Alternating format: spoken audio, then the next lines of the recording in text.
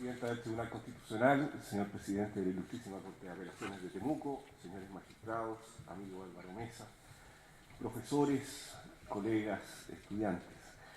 Muchas gracias por la invitación. Voy a hablar desde aquí porque estoy con una gripe que yo creo que si me paro allí puedo terminar desmayado. La buena noticia es que programo 20 de los 40 minutos que me habían dado para exponer, a ver si tenemos tiempo para discutir, a condición, claro, que no pase los otros 20 minutos estornudando, lo cual es bastante probable. ¿Cuántos y cuáles derechos pueden ir a una constitución? Esa es la primera pregunta que doy yo. La segunda, ¿quién debiera resolver este tema? Y la tercera, quiero tomar una posición personal respecto al proyecto de nueva mayoría, pensando que es eso lo que está probablemente en la polémica hoy día respecto de cómo reformar el estatuto dogmático constitucional. ¿Cuántos y cuáles derechos caben en una constitución? Muchos. Estados Unidos de Norteamérica tuvo allí la prohibición de comerciar alcohol, mantiene hasta hoy el derecho a abortar armas. España, México y Colombia declaran como un derecho el practicar deporte. Nuestra Constitución establece que los sindicatos no deben participar en actividades político-partidistas y por ahí, aunque no en el 19, define cuáles son los emblemas nacionales. En la Constitución cabe casi todo. Y por eso cuando han tocado la diana para pensar en una nueva Constitución, al igual como ayer en el Día del Niño, deben haber llevado más de algún chico a una dulcería y debe haber terminado intoxicado y desesperado tratando de escoger qué dulces podía comer. Los que nos aficionamos al derecho constitucional hemos visto en esto una oportunidad y yo creo que el riesgo mayor es el del niño. Es que nos engolosinemos, que cada uno traigamos adelante nuestros derechos favoritos, pensando que una carta fundamental equivale a una tarjeta navideña donde cada uno puede escribir los mejores deseos para Chile y que terminemos atiborrados con una constitución que nos enferme de transacciones en las cuales uno cede en que el otro ponga su derecho favorito a condición de que el mío también vaya. ¿Y por qué creo que eso es una intoxicación? Va a quedar, espero irlo dibujando a lo largo de la exposición. Si es tan vasto el campo para resolver, la pregunta es quién debiera resolver. Y la respuesta, claro, uno puede decir el poder constituyente. Pero yo quisiera profundizar esa pregunta y decir, bueno, ¿quién debiera resolver? ¿La política o la ciencia jurídica? ¿Es esta una pregunta jurídica? A mí me parece que, habiendo un espacio para los juristas en este debate, la pretensión de los juristas de querer responder la pregunta es un acto que excede sus propios límites y donde creo que, al modo como los acusaba Kelsen, pretenden disfrazar sus propias opciones políticas que no valen más que la de cualquier otro ciudadano y las revisten de un conocimiento dogmático que las hace y que hay que develarlas, porque creo que finalmente en una democracia el constitucionalista, por doctorados que tenga, no vale más que cualquier otro voto y somos todos iguales ante la ley y creo que la discusión es una discusión política. Hay roles obviamente al jurista, pero no proponer cuáles derechos van y cuáles no van.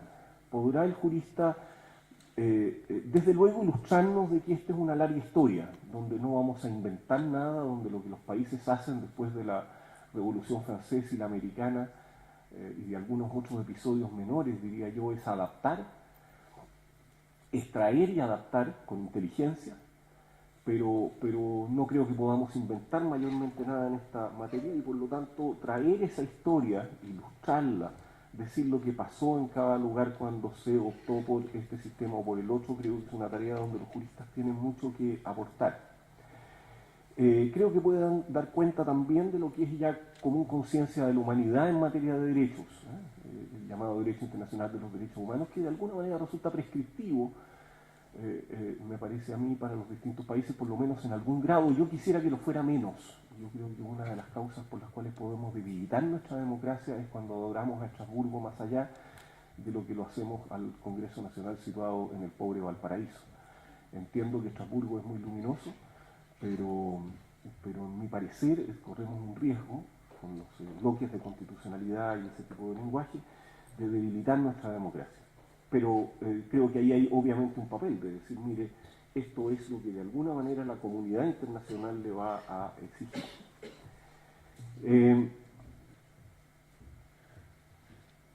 Pero si la respuesta no es de los juristas y no es del derecho internacional, aunque estos tengan mucho que decir, me parece a mí que la única manera apropiada de responder esta pregunta es luego de un debate político. Y de un debate político acerca de lo que queremos como Constitución, previo a un entendimiento de lo que sea la Constitución, y de un diagnóstico político. Me parece a mí que no hay debate constitucional razonable si no partimos diciendo por qué tenemos una crisis que haga necesario cambiar la Constitución. Y creo que en eso la ausencia de debate respecto del diagnóstico de por qué la Constitución chilena tenemos que cambiarla, si bien hay una respuesta en el nivel de la propaganda, llamémoslo así, o de la respuesta más bien de eslogan, que es ¿por qué la Constitución de Pinochet? Que tiene una fuerza de acusación de deslegitimación de la Constitución chilena, que creo que culturalmente, al margen de las preferencias de cada uno, es una respuesta muy fuerte. Y creo que eso es muy peligroso para un país, tener una Constitución que no reúna, que no se sienta como propia. Y eso es una razón muy potente, me parece a mí, para tener una nueva Constitución. Pero nada dice respecto de la Constitución que tenemos, nada. Y por lo tanto, mientras no digamos por qué está mal la Constitución que tenemos y qué es lo que tenemos funcionando mal en el esquema político, me parece a mí que difícilmente podemos ser coherentes en una respuesta. Parto por confesar mi diagnóstico entonces político. Me parece a mí que en Chile tenemos dos problemas serios. Uno, que tenemos una mala política. El problema constitucional chileno no es de derechos, creo yo, sino de arquitectura política. El problema está en la sala de máquinas. Está esencialmente en la manera en que funciona el Congreso Nacional, en la manera en que el Congreso Nacional se combina con el Poder Ejecutivo y en la manera en que descentralizamos el poder territorial o desconcentramos el poder. Me parece a mí que ahí está el problema central de Chile. Ahí eso hace, o esas reglas hacen, que Chile esté en una crisis de representación que amenaza con transformarse en una crisis política. Yo creo que todavía no es una crisis política, la ha salvado la popularidad de Michelle Bachelet, pero sin la popularidad de Michelle Bachelet, yo creo que la alternancia en el poder lo demostró. Un gobierno con problemas, un gobierno con cierta debilidad, es incapaz de gobernar en Chile porque no hay un Congreso, no hay otro lugar donde resolver los conflictos sociales que no sea la presidencia de la República, porque tenemos un Congreso especialmente débil. Y quiero llamar la atención sobre esto porque el programa de la nueva mayoría no tiene una sola letra acerca del régimen político que quiere para Chile. Y creo que mientras eso no ocurra tenemos un problema de responsabilidad muy serio si avanzamos la idea de una nueva constitución y no respondemos a esa pregunta esencial donde a mi juicio radica el problema constitucional de Chile, además del de legitimidad, no en los derechos.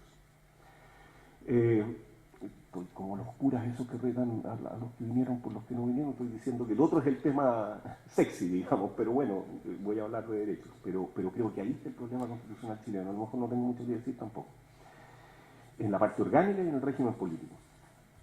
Y yo creo que esa sí es una crítica a los juristas, que no hemos sido capaces de iluminar ese debate. Hay por ahí una propuesta de régimen semipresidencial, pero que no pasa de las asambleas académicas muy sofisticadas, digamos. El país no entiende lo que es un sistema semipresidencial, y yo creo que difícilmente se le puede proponer una constitución si antes no ha habido una convicción respecto de ese tema.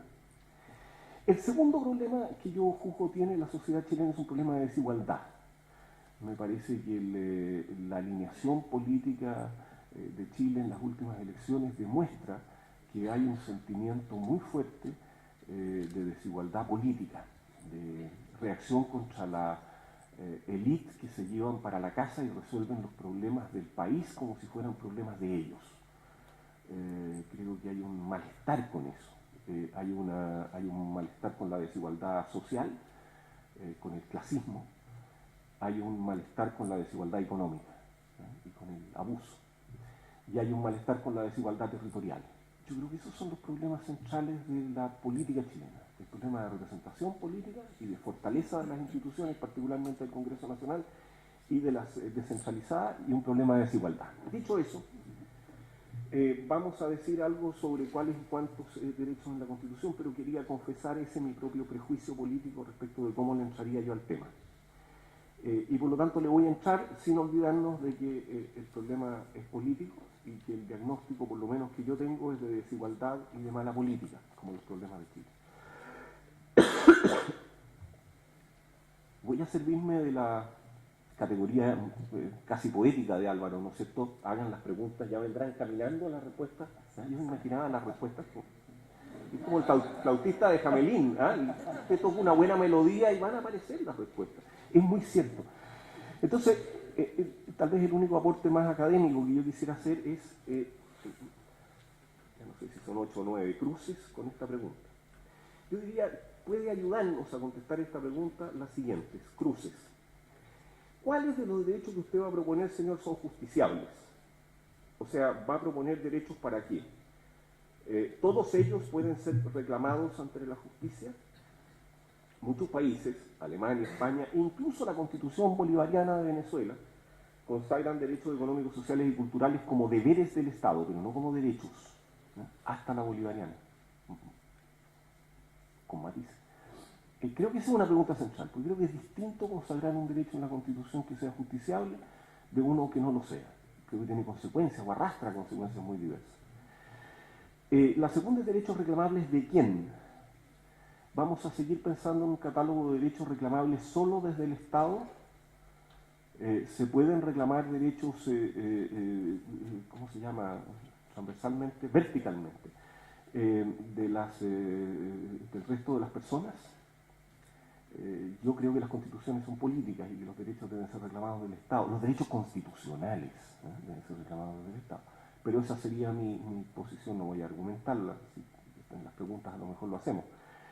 Creo que una categoría especial de esta situación es la de las empresas privadas que proveen bienes públicos. Creo que ese es mucho más complicado, o sea, las que proveen agua, gas, electricidad, porque creo que por lo menos en nuestra concepción tradicional, en el disco duro, seguimos pensando que eso es tarea del Estado. Y yo pensaría que allí cabe una justiciabilidad de los derechos mucho mayor que la entre privados, ¿no? Todo esto tiene enormes consecuencias. Si usted dice que no hay justiciabilidad entre privados, bueno, desaparecen, por ejemplo, la mitad de los derechos que propone el programa de la nueva mayoría introducir como novedad, y ya vamos a decir algo de eso. Consagrados como principios o como reglas, vamos a optar por una constitución de reglas al máximo, como proponía Kelsen, de manera tal de que lo que hagamos sea esencialmente regular el ejercicio del poder con reglas más o menos claras y precisas, para dejar al debate político el resto, estableciendo solo algunos mínimos como principios, pero dejando el debate sobre los valores que la sociedad va a abrazar al debate político, o vamos a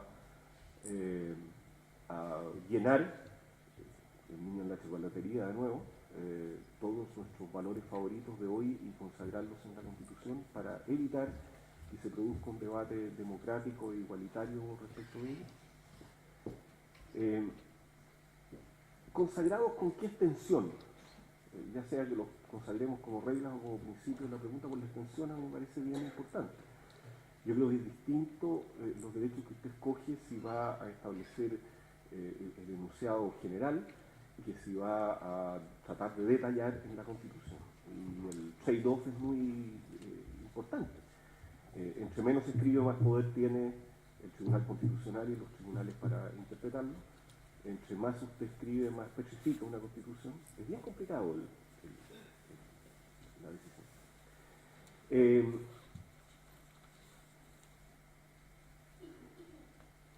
Luego, yo creo que hay varias clasificaciones respecto al sujeto que puede reclamar los derechos. Personas jurídicas o naturales, siempre uno y otro. va a reservar algunos derechos solo a las personas naturales. Creo que eso ayuda también a definir, a descartar o a agregar. ¿Cuál es para chilenos y cuál es para extranjeros? Una pregunta que yo creo que con cierto afán populista no hemos hecho nunca, y consagramos los derechos a todas las personas. Y así se recurrió a un tribunal, a una corte de apelaciones para que defendiera el honor y la honra de Dios, porque era una persona. Pero yo creo que los extranjeros, por ejemplo, el derecho a residir en cualquier lugar de la República y a entrar y salir de él, no sé si debiera ser un derecho, debiéramos discutirlo, digamos, porque una vez que los consagramos y los ponemos como justiciables, más vale que los tomemos en serio y no venga entonces el Ejecutivo, a mí me tocó desde el subsecretaría del Interior a expulsar gente porque no tienen derechos constitucionales.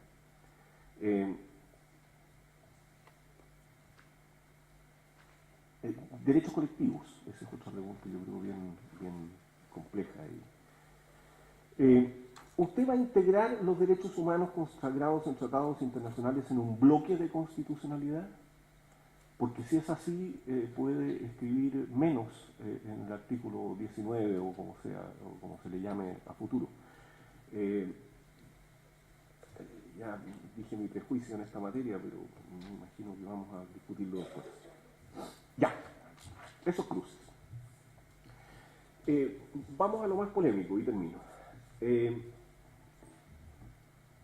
el programa de la nueva mayoría hay básicamente derechos civiles y políticos sin gran modificación respecto de la Constitución de 1980. Hay algunos cambios, no creo que valga la pena detenernos, serán analizados en profundidad si es que se aprueban, o si es que se proponen como Constitución. Hay poco espacio en esta materia de la innovación, ¿eh? Somos hijos de la Revolución Francesa y la Revolución Norteamericana en esto, no creo que ningún país del mundo invente demasiado. Pero yo quisiera sí manifestar mi alegría por el hecho de que en este seminario haya un espacio reservado especialmente al tema de derechos políticos. Yo creo que la Constitución es esencialmente eso. Es un acuerdo de cómo vamos a resolver nuestros problemas comunes. Y después me encantaría que los problemas comunes los resolviéramos por regla de mayoría. Yo no creo que el país esté necesitado, no obstante nuestro pasado reciente, esté necesitado con urgencia de un resguardo de las minorías. Yo creo que le falta al país es política, es buena política, es política democrática, como lo dije recién. Y por lo tanto, yo creo que llevar los derechos políticos al artículo 19 para tratarlos como derechos, primero, para darles justiciabilidad, segundo. Yo creo que nosotros deberíamos estar discutiendo en tribunales no el derecho a la vivienda, creo que deberíamos estar discutiendo si el binominal es un sistema democrático o no. Yo creo que en eso sí los tribunales pueden imponerle a la política reglas donde se respete el derecho a participación y donde cada persona valga con igualdad. Y por lo tanto yo creo y quisiera pensar que los derechos políticos pudieran tener en una próxima versión constitucional un estatus y una consagración de mucho más valor de la que tienen hoy, aunque sea a costo de los otros.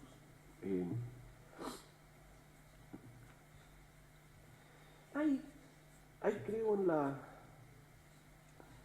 Estoy siendo demasiado polémico, pero si los provoco y así discutimos me alegro. Voy a decir cosas sencillas, probablemente el pensamiento tiene que ser mucho más sofisticado. Salvo en el derecho de propiedad, donde creo que hay un pecado de fetichismo en el programa de la nueva mayoría. Esto es de pensar que algunos problemas se solucionan con modificaciones constitucionales.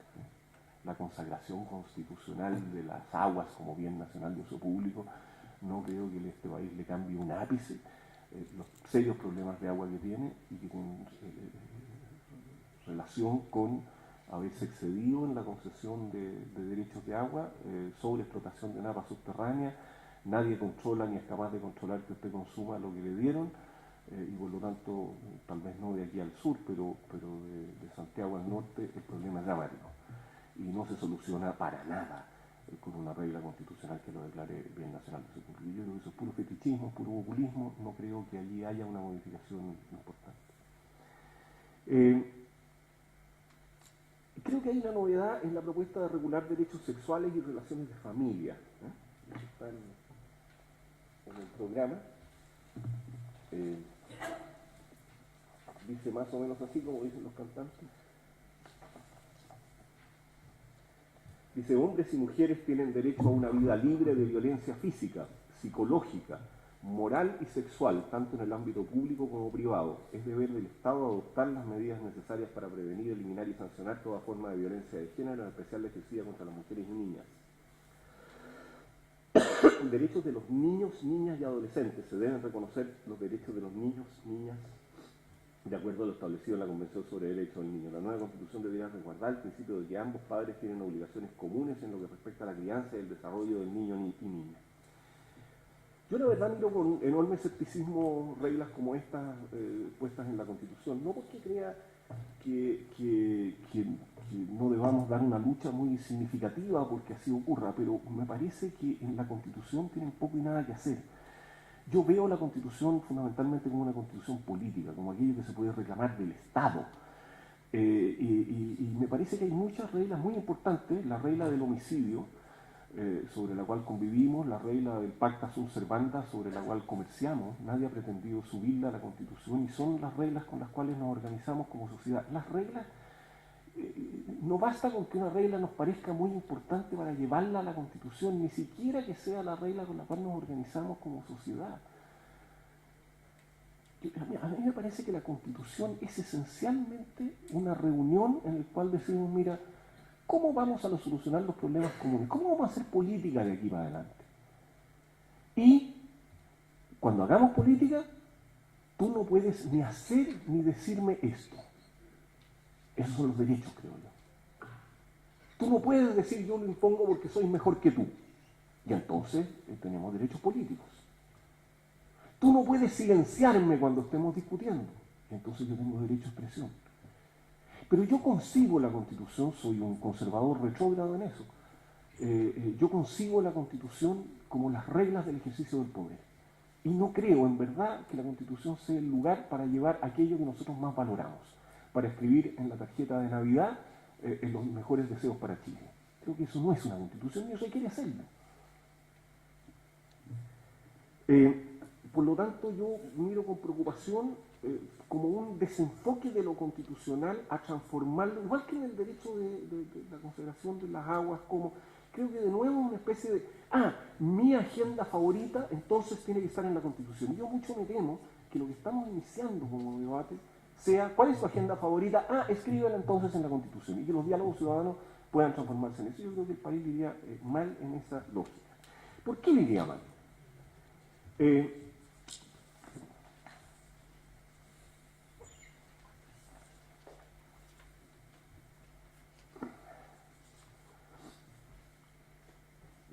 Porque me parece que perdemos de vista que los derechos son límites al poder político.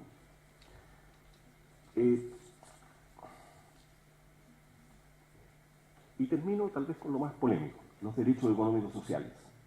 Como ustedes saben, yo he vivido en el mundo de la concertación, he servido gobiernos de la concertación, pero tengo sobre esto, y en relación al programa de la nueva mayoría, una mirada muy crítica, y creo que puedo darla en un ambiente universitario como este. No creo, además, de que mi crítica vaya a producir una crisis política. Los derechos económicos sociales.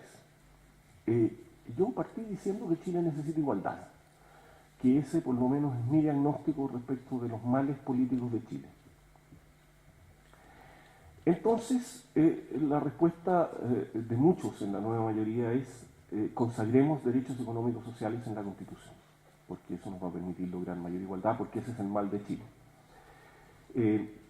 Yo miro esto con mucho escepticismo. El programa de la nueva mayoría los menciona y sobre todo dice que deben ser justiciables todos. Y esta es mi mayor preocupación. Razones que yo daría para no hacerlo, o que yo recomiendo para no hacerlo. Primero, ineficacia. El hecho de consagrar en la Constitución un derecho económico social crea un falso espejismo. La Constitución chilena consagra el derecho a una justa remuneración. Dios me libre que los jueces resuelvan cuál es la justa remuneración. Esa es una discusión que tiene que darse en la esfera política.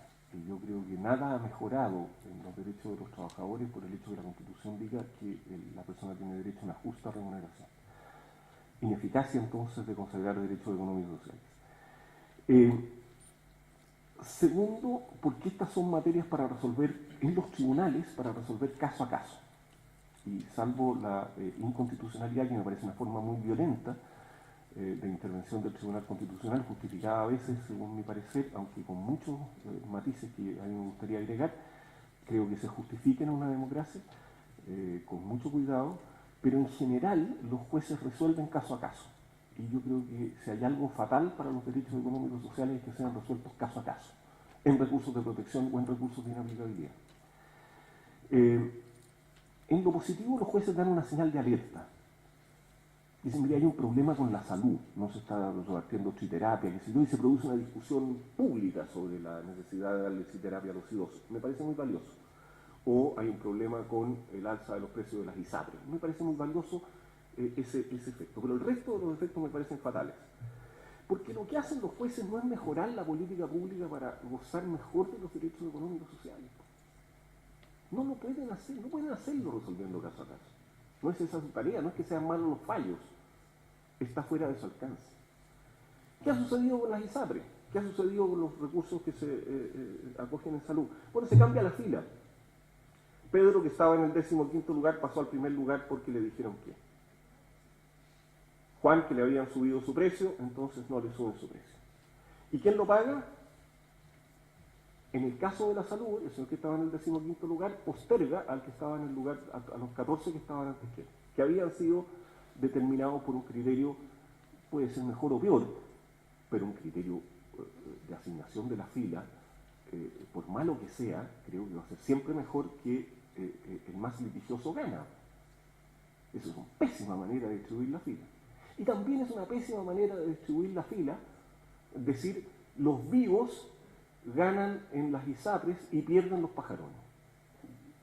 Porque eso es finalmente, las ISAPRES no están pagando los juicios, ni no están pagando los otros cotizantes. Y esto sucede siempre.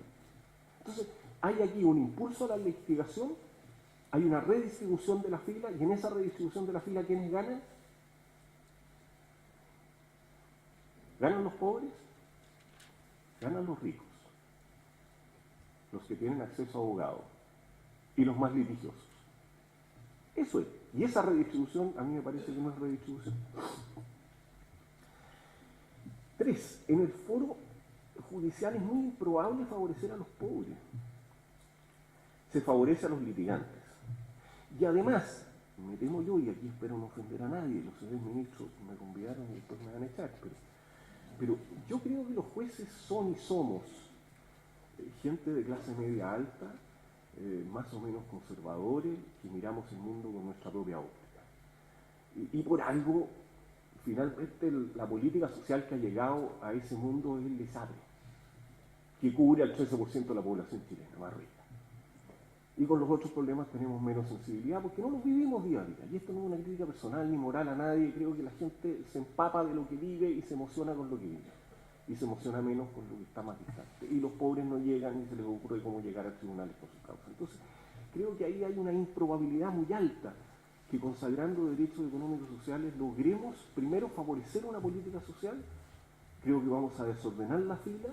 Creo que resuelto caso a caso no vamos a lograr sino producir un desorden en la provisión de bienes públicos, y eso no me gusta. Y no me gusta sobre todo, y esto es lo más importante, porque extrae de la política lo que debiera estar en la política, pues.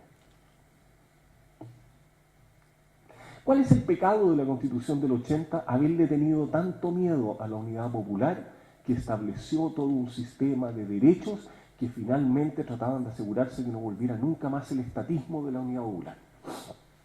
Y además controló las mayorías y que todavía nos quedan unos. Bueno, yo creo que puede venir la vuelta de mano. No digo la vuelta de mano en un sentido político, así, no. Pero creo que hay el mismo vicio que se pobló ayer en la Comisión de Estudios de la Nueva Constitución, con toda la inteligencia que ahí había reunida, pero también con todo el trauma de la unidad popular que ahí había reunido. Creo que ahora hay, en un mundo en el cual yo convivo, afán por volver a ganar por secretaría.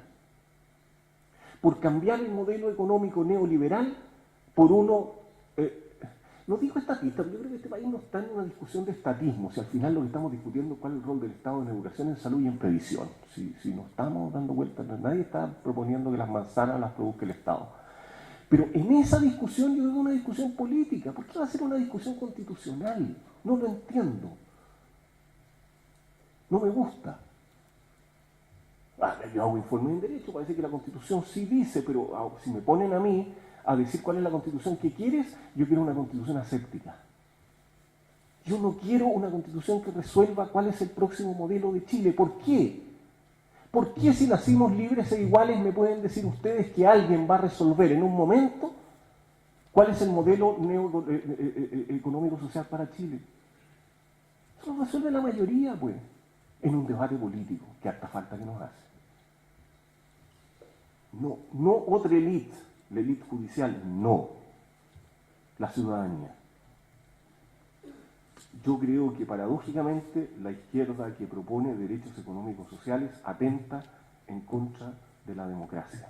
Y yo creo que la democracia tiene límites, cierto, y esos límites deben estar en la Constitución, pero esos límites son fundamentalmente la igualdad de todos, la libertad para discutir y para resolver respetando la dignidad de cada uno.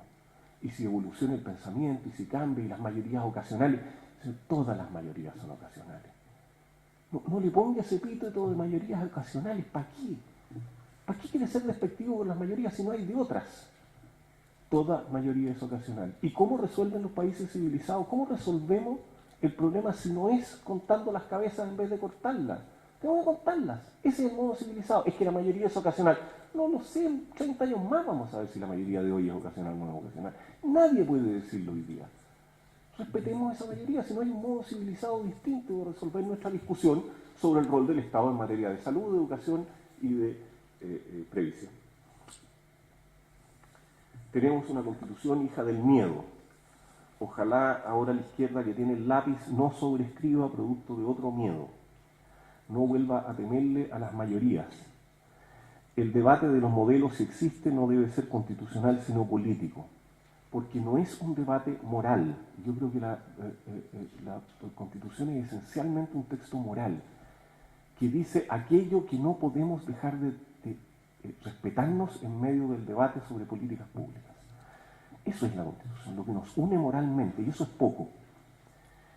Que el afán por una mayor igualdad ojalá no nos nuble la vista, no haga más débil la política, y que sea la política y no el foro judicial el que logre la igualdad. Ojalá en materia de derechos le entremos a la Constitución con una goma y no de nuevo con un lápiz. Muchas gracias.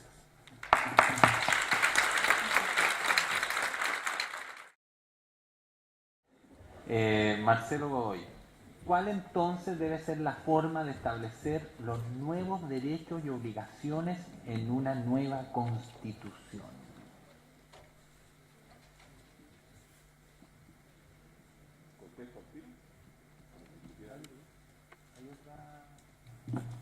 Marcelo, ¿cómo establecemos una nueva Constitución o cómo establecemos los derechos económicos una vez que sabemos cómo se establece una nueva Constitución? ¿Cómo aprobamos una nueva Constitución?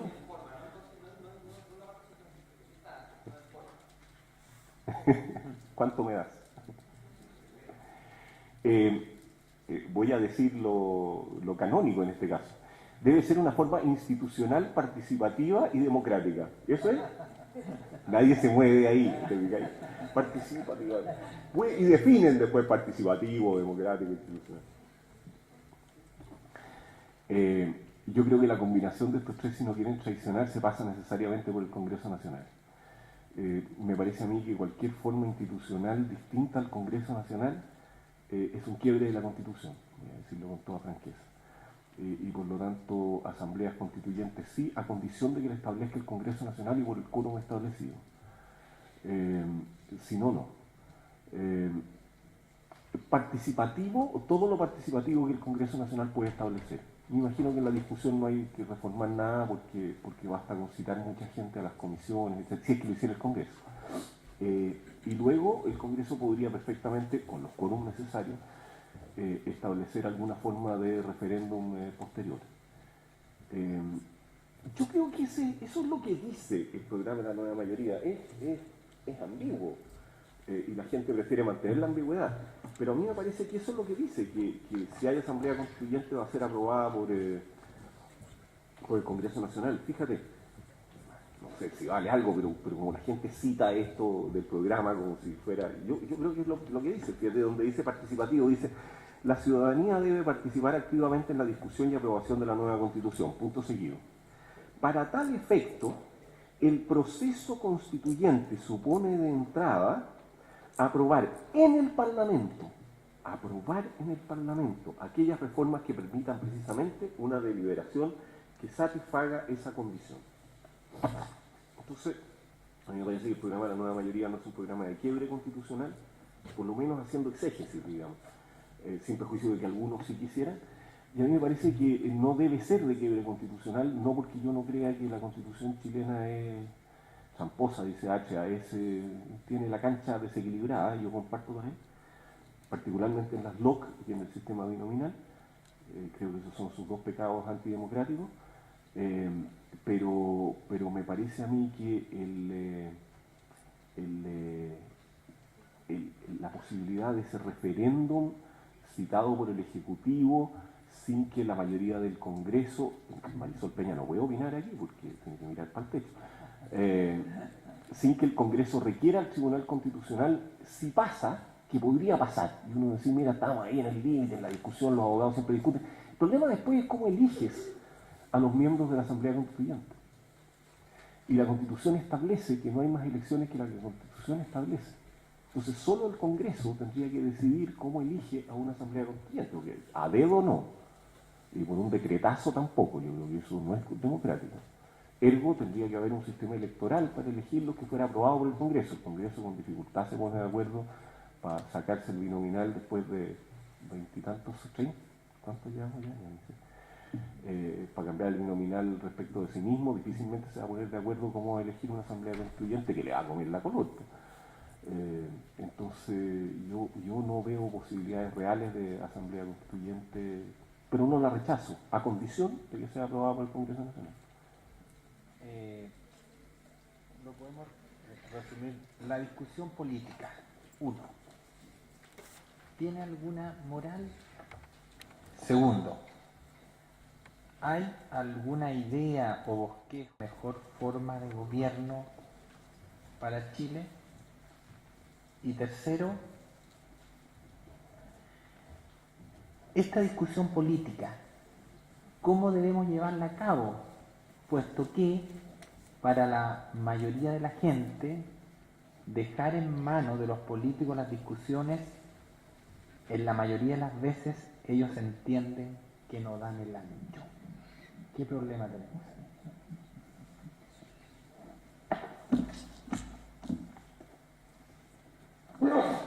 Perdón. Yo tampoco doy el ancho, ninguna especie. Ay, Dios mío.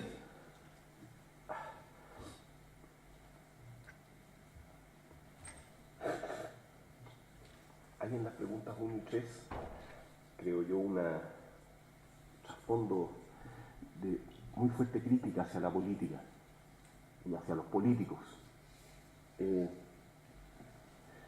Y compartiéndola, creo que debiéramos hacer una profunda reflexión de por qué nos pasa eso.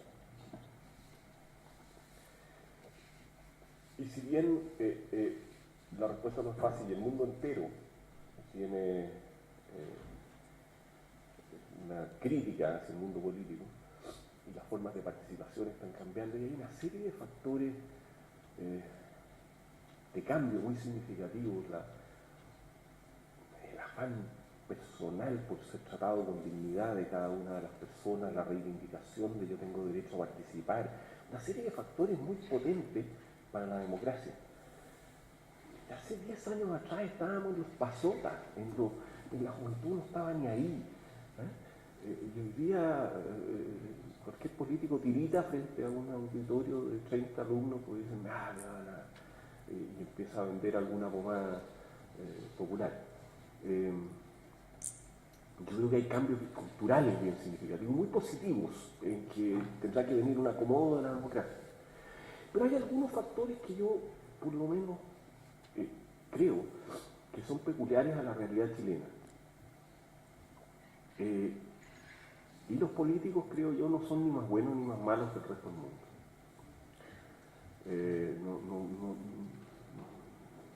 La ley de las estadísticas dice que se dedican a la política gente tan buena o tan mala como se dedican a producir manzanas. Yo creo que tenemos muy malas reglas sobre la política.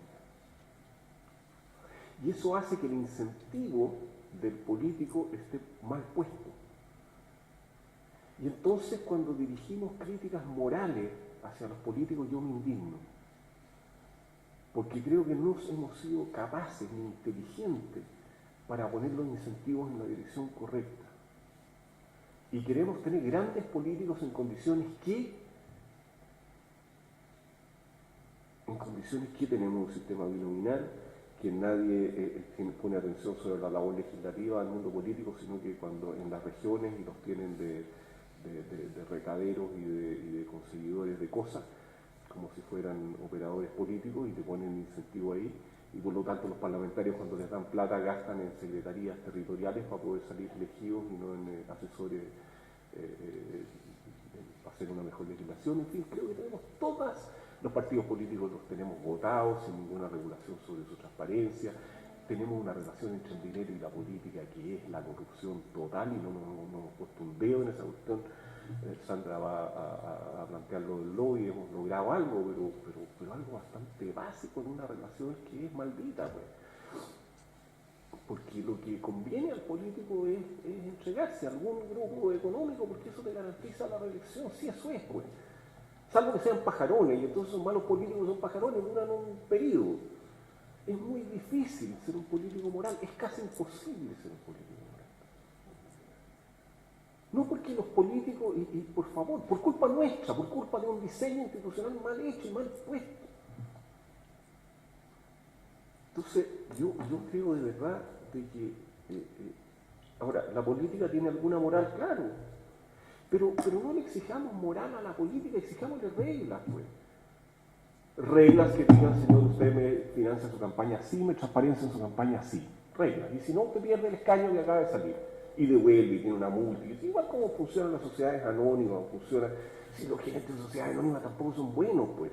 Pero tenemos un conjunto de reglas que tienen la responsabilidad social del directorio, y la responsabilidad jurídica del directorio, y la responsabilidad. Bueno, metamos la responsabilidad a los parlamentarios, y a los ministros de Estado, y a todo el mundo. Y la cosa va a funcionar mejor. No hagamos en eso una zona oscura y después decimos, a los políticos les falta moral, pero si al que le sobre moral no va a sobrevivir, pues. Va a durar re poco, es un papas natas. Claro, torpe. Se dedica a rezar, a hacer cosas. Y finalmente creo yo que la política, el debate político, el áspero debate político, la acusación, el tironeo, la negociación, tiene que estar llenas de reglas. Y esa es la moral. Y la moral se traduce en algunas reglas básicas. Por ejemplo, tú no puedes clausurar el debate diciéndome que tú eres mejor que yo. No puedes. Cuando yo te doy una razón y te digo la política que yo quiero es esta, tú no puedes decirme, es que yo soy mejor que tú. No, valemos igual. Y yo creo que en el binominal y en las LOC no valemos igual. Yo creo que eso es parte del desprestigio fundamental que tiene la Constitución. Los que no quieren cambio valen más que los que quieren cambio. Esa cuestión es inaceptable en la democracia. ¿Por qué van a valer más? ¿Por qué van a ser más dignos que los que queremos cambio? Entonces, finalmente la Constitución tiene esta imagen en la población, creo yo, de ser una especie de instrumento de la derecha. Y entonces los tribunales hacen denodados esfuerzos, y el Tribunal Constitucional los hace, por dar una imagen de cercanía de la Constitución. Sí, pero la Constitución sigue siendo la Constitución de Pinochet, no solo porque está firmada por Pinochet, porque ya le queda muy poco de la Constitución de Pinochet. Sin embargo, ha sido utilizada fundamentalmente por el mundo de la derecha, y ha sido utilizada por el mundo de la derecha porque todavía mantuvo en forma dramática senadores designados, pero todavía mantiene esa normas que yo creo que no pueden justificarse en democracia. ¿Por qué, señor, usted va a valer más que yo? Entonces tenemos la Constitución más extensa del mundo. La Constitución chilena es el texto constitucional más todas las LOC. Todas las LOC son, materialmente, creo yo, Constitución en Chile. Entonces a lo mejor usted quiere tener una Constitución un poco más extensa y llevar alguna de esas LOC a la Constitución. Bueno, discutámoslo, está bien. Quiere llevar alguna regla del Banco Central a la Constitución, porque está muy bien. Pero no tengamos una Constitución de esas dimensiones para que la mayoría no mande, pues. Si eso no tiene explicación democrática, es que hay mucho riesgo en que mande. Bueno, está bien, todos le tenemos un poco de temor a la democracia, pero no nos queda otra. No nos queda otra.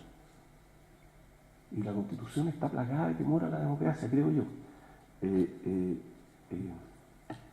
Entonces los políticos tienen que mandar, y nosotros tenemos que hacerle reglas para que los manden los políticos. Forma de gobierno para Chile, yo creo que no hemos escrito poquísimo. Yo creo que en descentralización hemos escrito muy poco. Yo no he visto fórmulas que a mí me convenzan. Pongo un ejemplo, la elección del intendente. Yo fui subsecretario del Interior. El poder del intendente radica y descansa fuertemente en estar más cerca del presidente de la República que los serenis. Y los manda por eso, porque en una de esas puede hasta destituirlos. Y por lo tanto los apura, el tranco los guía, porque es el jefe de los serenis en algún grado. Usted le pone nombramiento electoral y el intendente va a ganar mucho prestigio político, pero no va a tener mando sobre los servicios públicos. Y entonces no va a descentralizar nada, porque el MOP se va a resolver en Santiago más que lo que se resuelve hoy día. Y el Ministerio de la Vivienda y el Ministerio de Salud, que es lo que finalmente la gente necesita. Entonces, por lo menos yo, puedo estar equivocado, yo no entiendo nada de descentralización, pero miro esa figura y digo, pero qué locura. Si lo que van a hacer ahí es centralizar aún más y tener un intendente elegido. Entonces, yo creo que de verdad en el régimen político no tenemos un problema, que es un presidente demasiado poderoso, un Congreso muy débil, pero el desprestigio del Congreso hace muy difícil entregarle más poder al Congreso. Entonces creo que vamos a tener que pasar primero, si me hacen apostar, por una reforma del sistema electoral, una esperanza de que eso represtigie al Congreso Nacional y después entregarle más atribuciones.